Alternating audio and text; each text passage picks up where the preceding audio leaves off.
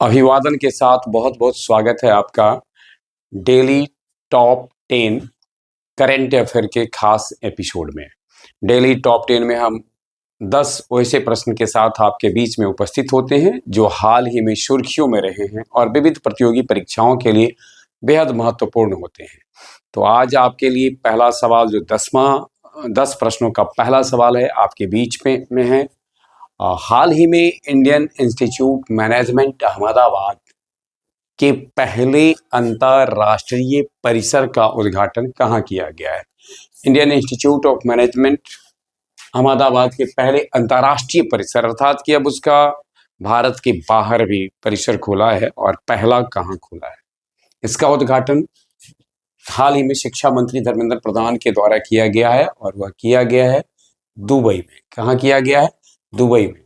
विकल्प आपके सामने थे न्यूयॉर्क, दुबई, तंजानिया और कैनवारा। इसमें से दुबई में किया गया है। तो ध्यान में रखना है दुबई। अगला सवाल हमारे लिए स्क्रीन पर है वांगयाना द्वीप विवाद। वांगयाना एक द्वीप है और इस द्वीप को लेकर के विवाद है। आपको ये बताना है कि वांगयाना द्वीप को लेकर के विवाद किन देशों के मध्य है। पहला विकल्प आपके लिए चाइना के साथ फिलीपींस का। दूसरा है चाइना, ताइवान और फिलीपींस का। चाइना, वियतनाम और मलेशिया का। ताइवान, ब्रुनेई और इंडोनेशिया का। तो वांगयाना द्वीप जो चीन सागर में स्थित है, इसको लेकर के जिन देशों के बीच में विवाद रहा है इस पर आधिपत्य को लेकर, वो है चाइना के साथ साथ ताइवान और फिलीपींस। चाइना, ताइवान और फिलीपींस के बीच में ये विवाद रहा है। हम थोड़ा सा जानते हैं वांगयाना के। वांगयाना द्वीप जैसा हमने कहा कि यह चीन सागर में स्थित है, दक्षिणी चीन सागर में स्थित है और इस पर नेचर रिजर्व, आखिर जो ये विवाद अभी हाल में चर्चा रहा, इसका कारण क्या था? तो इसमें नेचर रिजर्व बनाने की घोषणा चाइना ने की और ज्यों ही चाइना ने नेचर रिजर्व बनाने की घोषणा की, इसका विरोध शुरू हुआ और फिलीपींस में इस निर्णय के विरुद्ध प्रोटेस्ट किए गए, प्रदर्शन किए गए। इसमें इस द्वीप पर फिलहाल चाइना का प्रशासन है, चाइना के कब्जे में है और फिलीपींस में इसे एस्कारबोरो शोल के नाम से भी जाना जाता है। यानी ध्यान में रखना है, फिलीपींस में इसको जाना जाता है एस्कारबोरो शोल से, अर्थात जो वांगयाना द्वीप ही है उसको फिलीपींस में दूसरे नाम से जानते हैं और है एस्कारबोरो शोल्स। तो ध्यान में रखना है हमको कि वांगयाना द्वीप को लेकर 3 देशों में जो विवाद है वो देश हैं चाइना है, ताइवान है और फिलीपींस हैं। और वहां नेचर रिजर्व बनाने की शुरुआत चाइना ने किया और इसको लेकर के विरोध शुरू हो चुके हैं ताइवान और फिलीपींस में। अगला सवाल हमारे बीच में, भारत की पहली स्पेस सिटी किस राज्य में बनाई जाएगी? यानी किस राज्य में स्पेस सिटी को विकसित किया गया? स्पेस सिटी का अभिप्राय है अंतरिक्ष में शहर। तो अंतरिक्ष में शहर कैसा होगा, उसका स्वरूप कैसा होगा, ये बड़ा ही रोचक है और सोचने से ही एक मन में जिज्ञासा उत्पन्न होती है, उत्सुकता पैदा होती है कि किस प्रकार का होगा। लेकिन इसकी शुरुआत हो चुकी है, इस दिशा में कदम उठाया गया है। अब आपको बताना है कि इसका शुरुआत कहाँ होने वाला है। कर्नाटक, तेलंगाना, आंध्र प्रदेश और गुजरात। इसकी शुरुआत आंध्र प्रदेश में है, यानी आंध्र प्रदेश में स्काईरूट एरोस्पेस के साथ मिलकर इसे बनाया जाएगा। यानी ध्यान में रखना है कि इस प्रोजेक्ट पे जो काम करने वाली संस्था है वह है स्काईरूट एरोस्पेस। तो इस संगठन के साथ आंध्र प्रदेश सरकार के द्वारा स्पेस सिटी विकसित किया जा रहा है। स्पेस सिटी प्रोजेक्ट के ऊपर थोड़ा अगर हम नजर डालेंगे तो बड़ा धार्मिक स्थल है तिरुपति। जानते होंगे तिरुपति बालाजी का मंदिर है और इसके लिए प्रसिद्ध रहा है आंध्र प्रदेश में। इसमें 300 एकड़ में यह सिटी विकसित की जाएगी और इस पे जो लागत है वह लगभग 400 करोड़ का है। 400 करोड़ रुपए लगेंगे इस प्रोजेक्ट में। यह भी फिलहाल एक अनुमान लगाया गया है इसका यह एक ऐसा एरिया होता है जिसमें रॉकेट मैन्युफैक्चरिंग, उसको बनाना, टेस्टिंग, स्टोरेज और लॉन्च एक ही एरिया में किया जा सकता है। अब स्पेस सिटी कहने का सेंस जो है वह यह है कि एक ऐसा क्षेत्र जहाँ की रॉकेट का निर्माण हो, उसकी उसका यानी उसको कसने के, यानी उसके पार्ट्स बने, उसको कसा जाए, उसके टेस्ट किए जाएं और फिर उसको लॉन्च किया जाए, एक ऐसा क्षेत्र होता है। यानी अंतरिक्ष से जुड़े जितने कार्य हैं उसको इसमें किए जा सकते हैं। यानी एक रॉकेट के निर्माण में जो जो चीज होता है और साथ साथ रॉकेट के परीक्षण में, ये दोनों सब कार्य एक स्थल पर हो, उस सिटी को हम स्पेस सिटी कहते हैं। चौथा सवाल आपके लिए स्क्रीन पर है कि हाल ही में सबसे तेज ट्रेन कौन बनी है।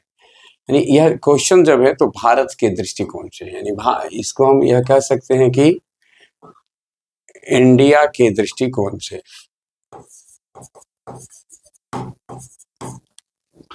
वंदे भारत एक्सप्रेस, राजधानी एक्सप्रेस, नमो एक्सप्रेस और शताब्दी एक्सप्रेस।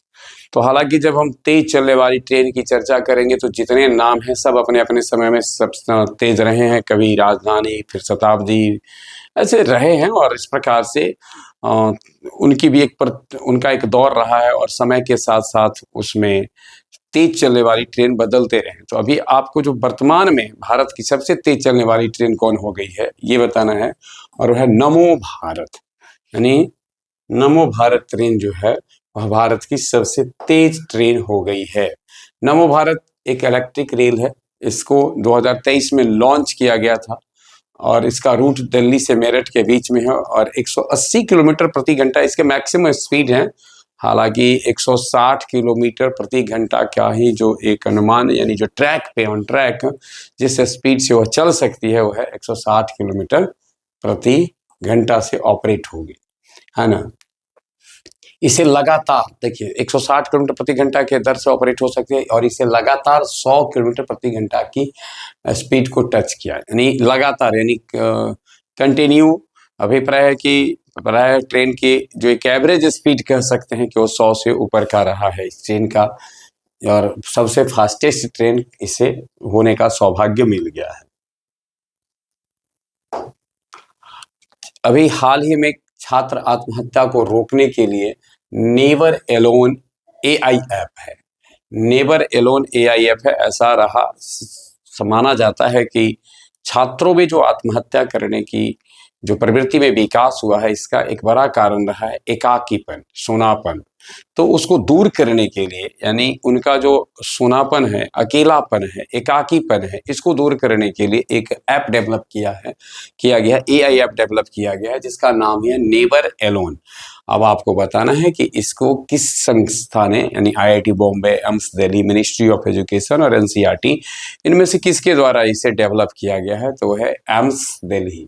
एम्स दिल्ली के द्वारा इसको डेवलप किया गया है। भारत की सभी एम्स इंस्टीट्यूशंस के लिए फ्री में अवेलेबल है और दूसरी इंस्टीट्यूशन के लिए सब्सक्रिप्शन पर मिलेगा। यानी अगर आप एम्स के हैं तो आपको यह फ्री में अवेलेबल है और दूसरे के लिए आपको सब्सक्रिप्शन पर आपको मिलेगा। अगला सवाल हमारा है, भारत का सबसे बड़ा ग्रीन अमोनिया प्रोजेक्ट, सबसे बड़ा ग्रीन अमोनिया प्रोजेक्ट कहाँ बनाया जा रहा है। सबसे बड़ा ग्रीन अमोनिया प्रोजेक्ट इसमें से कहाँ बनाया जा रहा है, तो यह प्रोजेक्ट बनाया जा रहा है ओडिशा में।